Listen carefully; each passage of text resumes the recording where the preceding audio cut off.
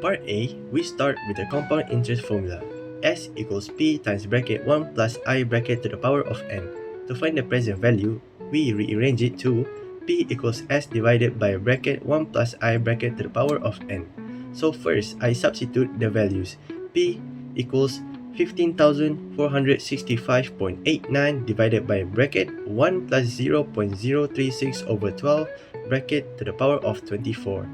This gives a present value of 14,393 ringgit and 4 cents. Next, I add the second amount.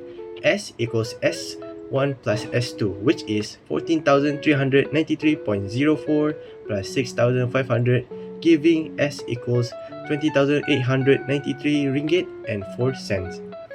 Then, I use the same present value formula again.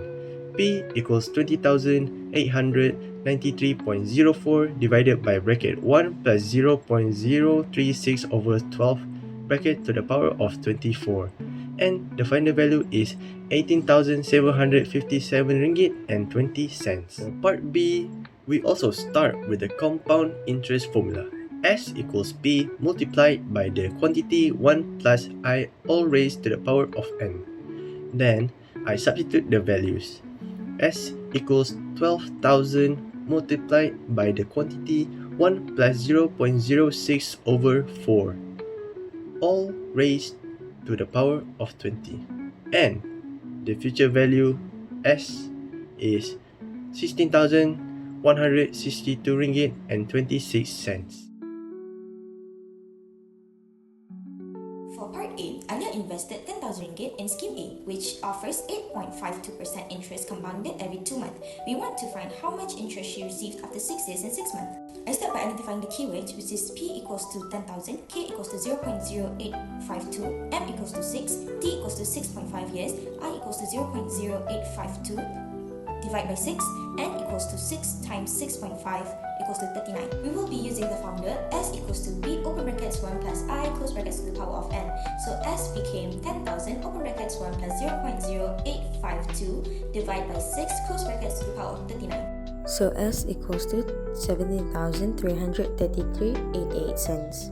To find the interest earned, I subtract the principal from the final amount, which is S minus P. So interest equals to 17,330 ringgit 88 cents minus 10,000. So the total of Alia interest is 7,330 ringgit and 88 cents. Therefore, after 6 years and 6 months in Scheme A, Alia earns 7,330 ringgit and 88 cents in interest. For part B, Alia invested 50,000 ringgit in Scheme B, which offers 9.25% interest compounded quarterly.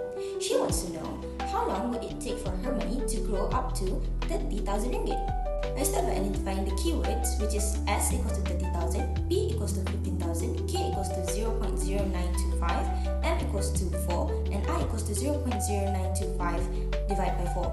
We will be using the same formula but rearrange it since we want to find the P. Therefore, the formula would be S divided by P would equal to open brackets 1 plus I close brackets to the power of n. Therefore, it will become 30,000 divided by 15 equals to open brackets 1 plus 0.023125 close brackets would be 2 equals to open brackets 1.023125 close bracket to the power of 40. To solve for t, I take logarithm on both sides, which is log open brackets 2 close brackets divide by log open brackets 1.023125 close brackets would be 40. Then I isolate the t equals 30.31918,519 divided by 4 will get t.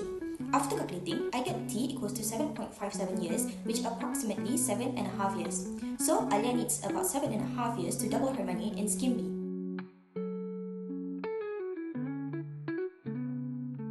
So, let's move to part B, question 1.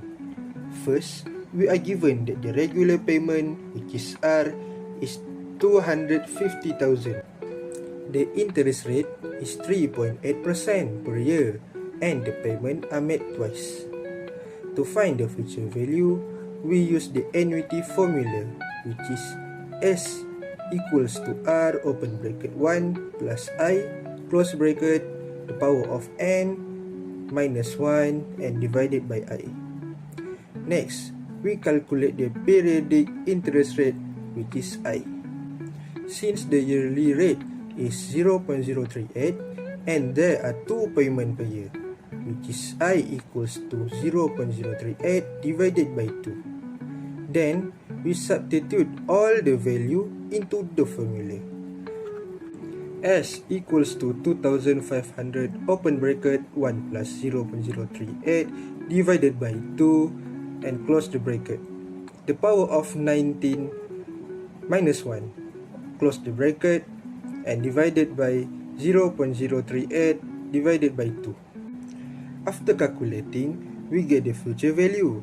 S equals to 56,567 and 44867. For the next question, we want to find the total interest earned.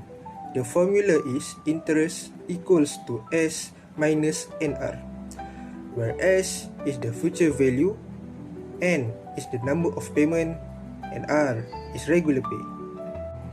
After inserting data in the formula, you can calculate it and you get interest equals to 9,067 and 44867. Would like to further her study in business. She plans to borrow RM42,000 from a financial institution at 5.4 interest compounded quarterly for 12 years. For part A, I needed to calculate the quarterly payment for a loan of RM42,000. The loan is charged at a nominal annual interest rate of 5.4 compounded quarterly for 12 years. First, I found the interest rate per quarter, which is 0.054. Next, I calculated the total number of payments, which is 12 years multiplied by 4 quarters per year, which sums up to 48 payments. Then, I used the standard annuity payment formula, which is R equal P times interest divided by 1 minus open brackets 1 plus interest close brackets to the power of negative n. And then, we substitute the values. After calculating, the quarterly payments comes out to R equals RM 1,194 and 60 cents. Part B, I needed to find the total interest she pays over the entire loan period. I already have number of payments, which is 48. Payment each quarter is RM 1,194 and 60 cents. And the principal is RM 42,000. The total amount paid is 48 multiplied by 1,194 and 60 cents equals to RM 57,340 and 80 cents. Then to find the interest charge, it is interest equal to total paid minus principal. And then we substitute the numbers. Interest equals to 57,340 and 80 cents minus 42,000 equals to RM 15,340 and 80 cents. So she pays RM 15,340 and 80 cents in interest overall. For part C, I calculated how much she owes on the fourth payment if she fails to pay the first 3 payments. This is treated as the future value of 3 missed payments accumulated to the fourth period. I used the future value of an annuity formula.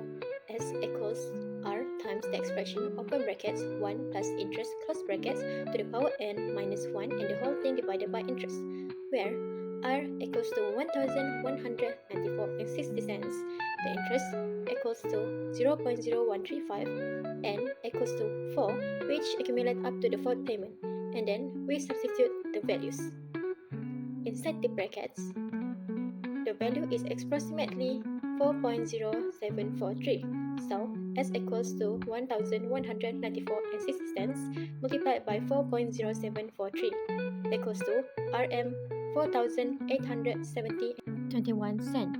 This is the amount she must pay on the fourth payment if she missed the first 3.